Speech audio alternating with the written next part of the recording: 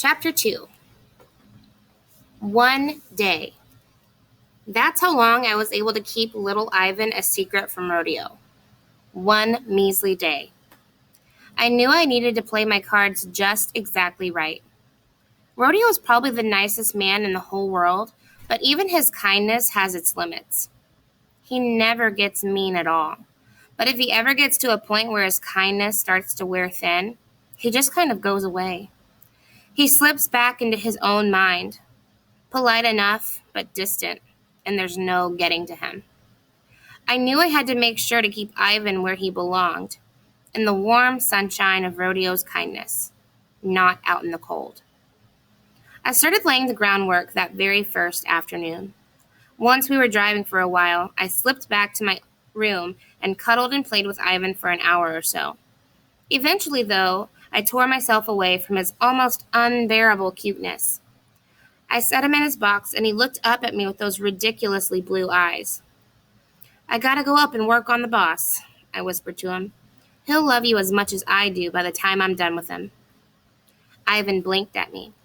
He didn't look all that convinced, but we were still getting to know each other, and I wasn't all that good at reading his facial expressions yet, so who knows. I gave him a goodbye scratch and ambled up to the front of the bus. Rodeo was sitting happy behind the wheel, bobbing his head to the music. He welcomed me with a smile, and I knelt there on the seat behind him, looking out the windshield and singing along to the same old song for a while. I was just waiting for a chance, biding my time for the right moment to start my game, when Rodeo just up and threw me an easy pitch right over the plate. "Give me a once upon a time, Coyote," he said. I knew a perfect opportunity when I saw one. I squinted out the window and scrunched up my mouth, trying not to look too overeager. "Okay, got one," I said, resting my chin on the seat back in front of me and closing my eyes. Once upon a time, there was a girl. I heard Rodeo spit a sunflower seed shell into the empty squirt bottle in his hand. "Always a good start," he murmured. "Yep, so this girl was a great warrior. She traveled from kingdom to kingdom, slaying dragons and killing giants and rescuing wimpy princes. She was totally hardcore. Nice. After a while, though, she got kind of tired of all that, so she built herself a castle, right by the ocean. She made it out of, driftwood from the beach." Rodeo snorted. "Driftwood? A driftwood castle?" "Yeah," I said, narrowing my eyes at him. "Driftwood. And seashells and barnacles and whale bones, but mostly driftwood." "All right." But pretty soon, the waters off the part of the coast she was on started getting called haunted. Sailors crossed themselves and prayed when they had to sail through it. Ships went out of their way to avoid it. Why's that? I'll tell you why, Rodeo. It was 'cause of the howling and wailing.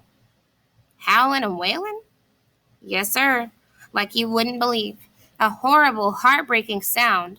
The sound that'd make tears spring to your eyes like you were chopping onions. Some sailors even threw themselves overboard and surrendered their souls to the deep. That sound was so sad. Tragic, Rodeo tisked, shaking his head. You got that right. So this girl of yours in the Driftwood Castle, I'm guessing she sets off to vanquish this monster? Rodeo asked. No, sir. No, she did not. Really? Nope. Why not, Sugar Pie? Because she was the wailing monster. He took his eyes off the road a second to shoot me a surprised look. She was? That's a heck of a twist. Yep. Well, heck, why'd she want to kill all them sailors? She didn't. She didn't even know all that was happening. She wasn't trying to drive no one mad or crash any ships.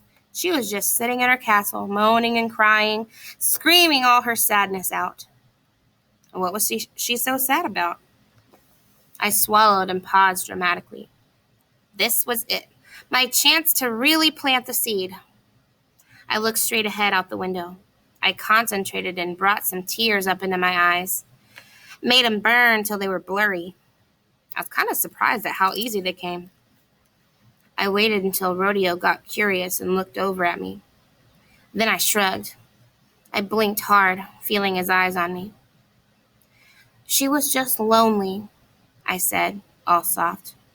She didn't have any friends. She missed her family. Even one friend would have made her feel happy. Even a little friend. A pet, even. But she didn't have one. I sighed and looked away. We rumbled along for a few minutes, our tires humming on the highway blacktop. Well, Rodeo said at last, his voice kind of quiet and worried. What's next? Did she get a happy ending? I shook my head. I don't know, I said after waiting a breath. I don't know. Loneliness is a terrible thing. I let that sit there a second, then I stood up with another sigh. I'm going to go read for a while. And I turned and walked all slow toward my room. I didn't look back, but I knew Rodeo was sitting at the wheel, eyeing me in the rearview mirror, his face all worried and scrunched up.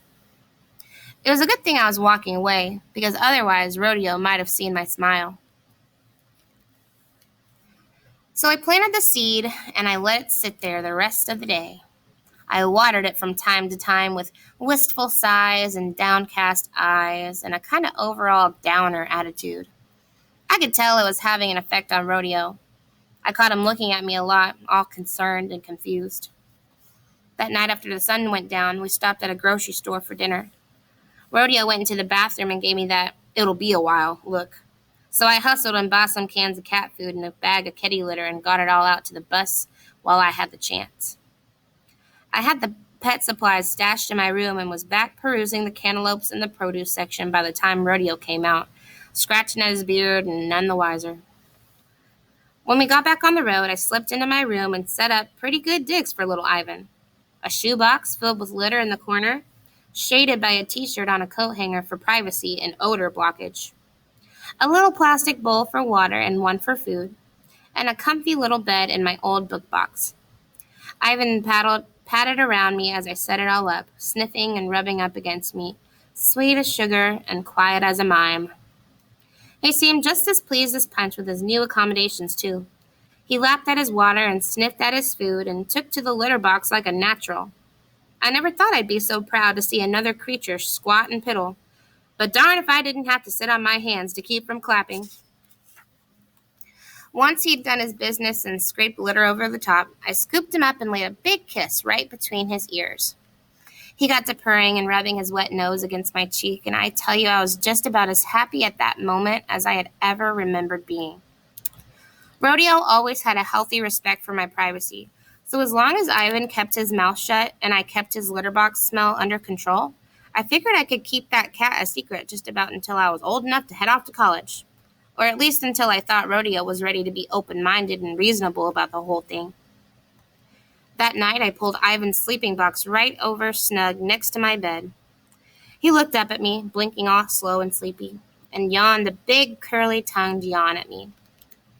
"Good night, Ivan," I whispered. We were still rolling down the highway. Rodeo liked to stay up late, driving deep into the night, and my bed rocked and swayed with the rhythm of the road, lulling me to sleep like it always did. My eyes started to blink closed. But then, scritch, scratch, scritch, my eyes opened. Ivan was sitting looking up at me, eyes wide and intense. He had one paw in the air, and as I watched, he did it again, flexing his claws out and scraping them on the cardboard walls of his bedroom. "Good night, Ivan," I said again. But he shifted on his little rump and scratched again, a little louder, and cocked his head sideways at me. I knew what he wanted. It was written all over his darn adorable face. "No," I said. "You gotta sleep in your own place, Ivan, so I can keep track of you." Ivan just looked at me, his eyes all kind of blue and big and sweet. He didn't meow. He didn't have to. Now, something you should know about Rodeo is that he's got magic in his eyes. They're so deep and gentle and kind that folks just kind of fall into them. Time and time again, I've seen it. He's tall and hairy and clearly not what anybody would call normal, so folks always get pretty tight and weary and downright cold when he walks up. But then he looks at them with those eyes of his, and they just thaw right out and relax into a smile, and next thing you know, them and Rodeo are best friends. Turns out my little Ivan had the same magic in his eyes that Rodeo does. You looked into him, and whatever no you'd been ready to say just kind of melted into a nice, easy yes. I blew out of breath. Ah, heck, I mumbled, and reached down to pick him up. Ivan slept all nuzzled up right against my neck, purring like a little lawnmower. He whimpered and kicked a little from time to time during the night with some mysterious kitten nightmares, but I didn't mind one bit. There ain't nothing wrong with waking up here and there to smile and cuddle up tighter with something warm that you love. But, as Rodeo says, there ain't nothing in this old world that's gonna last forever except for Twinkies and Janis Joplin's voice echoing around the universe. I woke up to a beautiful morning, all things considered. The sky was blue through the bus windows, and I blinked myself awake. I didn't know where we were exactly, but I knew it was someplace with birds because they were singing like a choir. I stretched a full body stretch all the way to my toes and rubbed at the sleep in my eyes. But then I jolted still and my eyes snapped wide, and that peaceful morning feeling went rushing right out of me. Here's what I realized. I was alone. I sat up with a jerk and whipped my head around. Ivan wasn't in my bed.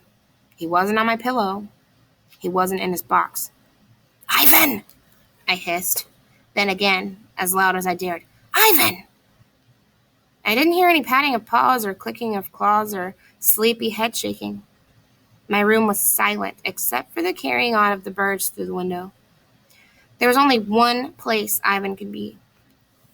Holy heck, I swore, looking at the curtained doorway that led to the front of the bus. My cat had busted loose. I jumped out of my bed and poked my head through the doorway. Sparkling morning sunlight was coming sideways through the windows all down the driver's side. The bus was still and quiet.